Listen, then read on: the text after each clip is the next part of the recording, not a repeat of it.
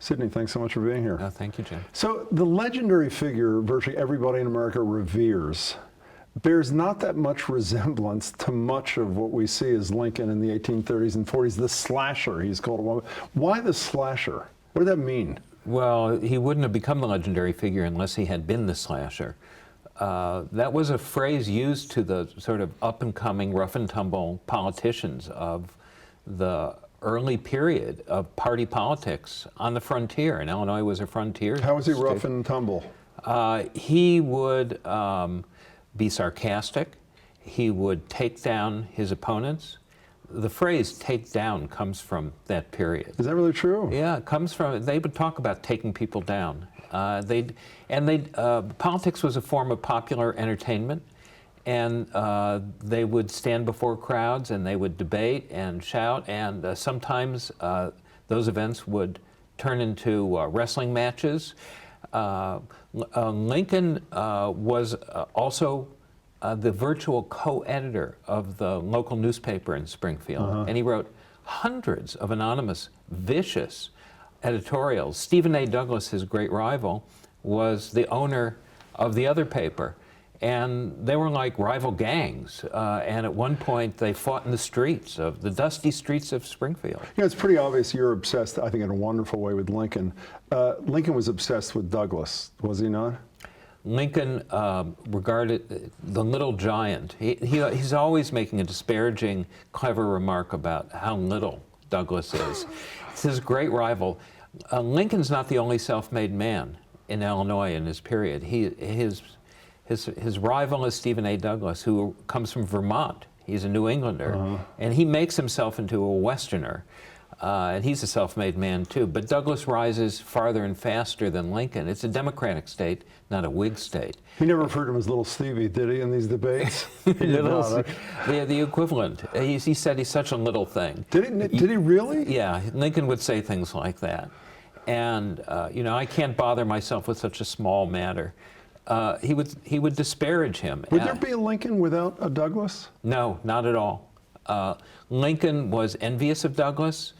Douglas rose to the firmament. He rose to the highest levels. He became a judge on the Supreme Court. He became a senator. Lincoln never made senator. He was a one-term congressman.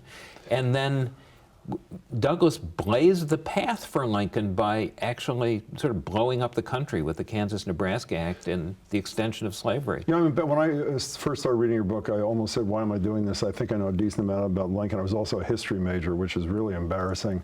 Not embarrassing. All of us knew about Mary Todd's bouts with depression, mental illness issues. I knew virtually nothing about young Abraham Lincoln and his mental health issues. What were they? Well, quite extensive. We know about Lincoln's melancholy. That's how we famously talk about it, as though it's some romantic 19th century problem. But in fact, he was a depressive. He had a terrible, tragic upbringing, a terrible relationship with his father, who he thought treated him like a slave. His mother, whom he loved, died when he was a child. His sister, his older sister, who took care of him, died. His sweetheart, Anne Rutledge, dies. He has a hard time. He's really a man without a family. And he turned suicidal at one point. His friends said they kept razors away from him. Could a Lincoln in 2016 with 24/7 cable be president of the United States with that background? Well, Tom Eagleton couldn't have been the vice presidential nominee. The electric shock thing, yeah. Yeah, in 1972. So I think that it would be an incredible scandal to discover the past of Abraham Lincoln in the election of 1860, and maybe it would have upended him in a new media age. Where did the anti-slavery passion come from in this man? Lincoln's anti-slavery passion is deeply rooted. He was not a radical abolitionist, and in some ways his politics involve the tension of the movement and the professional politician who wants to move towards something but sees practicality and sees circumstances. But Lincoln is born to this because his family leaves Kentucky, a slave state, for Indiana. His father was really oppressed as a white man by slavery, had to compete with slaves for wages. And Lincoln regarded himself as naturally anti-slavery. The family belonged to emancipationist Baptist churches. So he had this in him. And it develops slowly as a politics because there are very few blacks in these early northern free states on the frontier. And the politics of slavery don't become crucial and pressing until much later in Lincoln's life. Fiercely ambitious, which I don't consider to be a negative. I think it's a pretty good quality most. How do you compare the ambition quotient in the guy you worked for who became president and Abraham Lincoln, who you got to know through 10 years of research? Two very ambitious men, no? Yeah. I work with Bill Clinton, and Bill Clinton is a highly ambitious person. The first conversation I ever had with Bill Clinton, I was a reporter for the Washington Post, and I was a little taken aback because he said to me, "How can you help me?" And I thought, was he president then or governor of Arkansas? No, he was governor of Arkansas. We had mutual friends. How can you help me become president of the United States? Well, I don't think it was president, just in general. And I thought, I'm a reporter for the Washington Post, and even though we have mutual friends, I was a little taken aback. But I got to know him better, but he was highly ambitious, and Lincoln himself also was very, very ambitious. One of the joys of reading this book, where I learned a huge amount, is some of the parallels. The demise of the Whig Party, you can make a comparison to what you think, at least, is happening to what came after the Whig Party today, the Republican Party, yes? Well, we see the beginning of the Republican Party in Lincoln. We call it the Party of Lincoln now, but there's not much left of it. And part of the reason is why the Whig Party, which was Lincoln's first party, disintegrated, and that was, of course, over slavery, in which the northern and southern wings split, over race, and also over immigrants, over nativism. The Whigs split because of the great wave of immigration of the Irish and the Germans after 1848 to the country, and a whole movement developed called the Know-Nothings that wanted to exclude them from public office and deport them. So that really helped break up the Whig Party and discredit it. How intense, how do you compare the intensity of that movement then? I wouldn't call it a movement now, but with the feeling that exists in this country about certain immigrants at least? It's very similar. I would say it's very similar. The Know-Nothings were an enormous movement and political party. They ran a candidate in 1856, a former president, Millard Fillmore. They were called the American Party. They had millions of adherents. They had lodges where people took secret oaths and pledged to prevent Catholics from holding public office.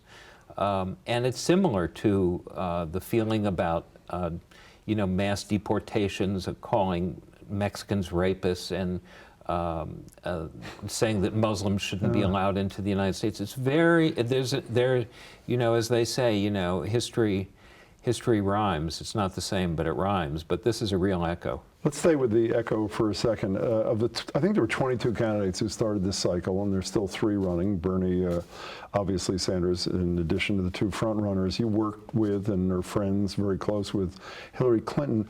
The 2 most unfavorably viewed candidates by the American public of the 22 are the 2 left standing.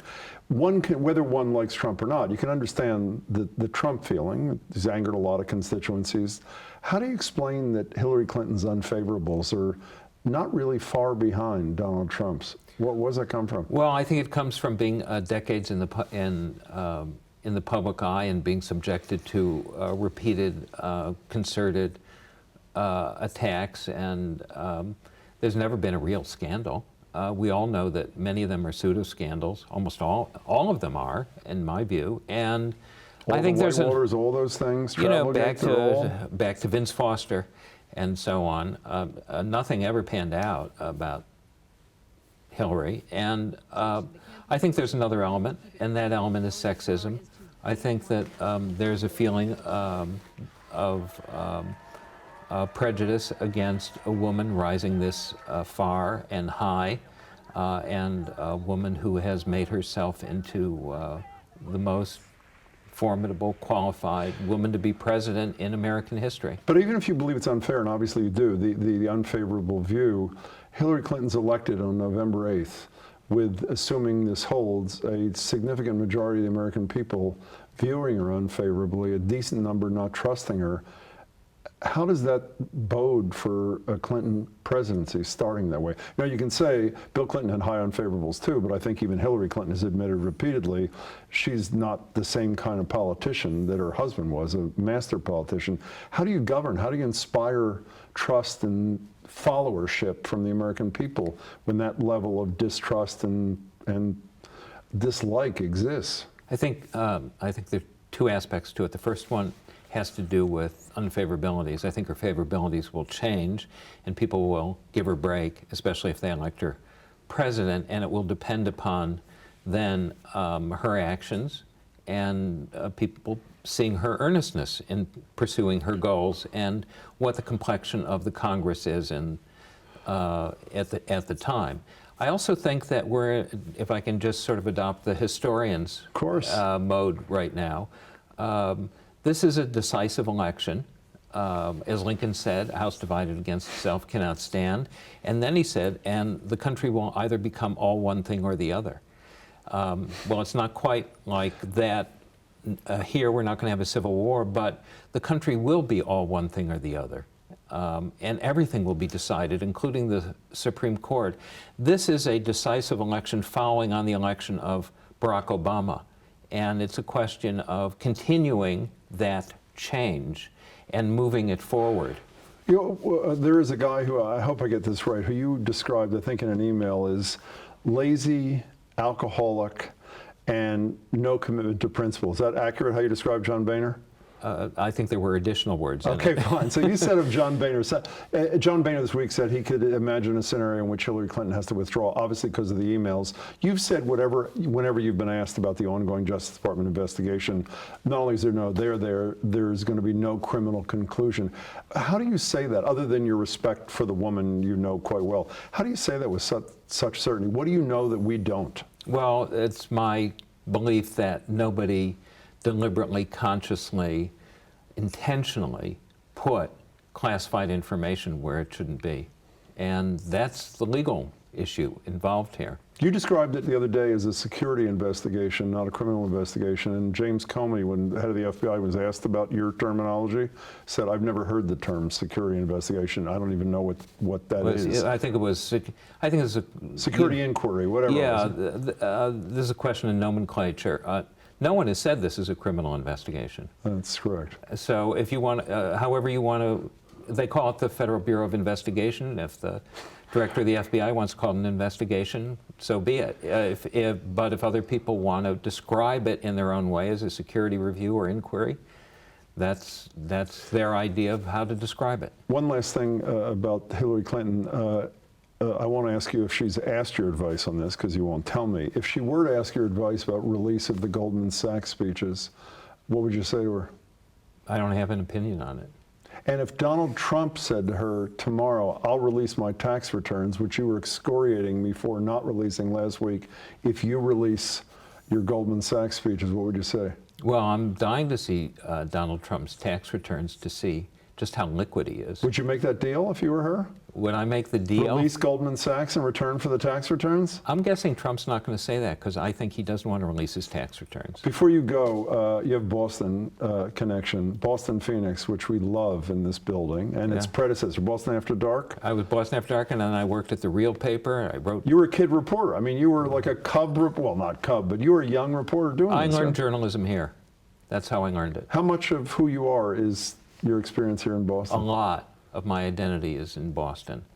On every level. I became a journalist here. I learned my profession here. I learned how the world worked in many ways, following my craft here in Boston. Covered politics, covered the State House, covered all kinds of races up and down. I covered the courts, wandered around the combat zone. I met my wife here. She lived across the street from me in Cambridge.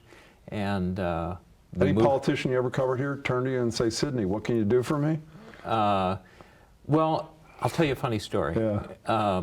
I was always very friendly with Ed Markey, Senator Markey. Yes. And I used to cover him when I was at the Phoenix. Mm-hmm. And my wife and I moved to Washington. I became a reporter for the Washington Post. And Ed Markey was courting a doctor named Susan Blumenthal. Mm-hmm. And he wanted to impress her. And so Ed Markey, who's an Irish Catholic, held a Seder.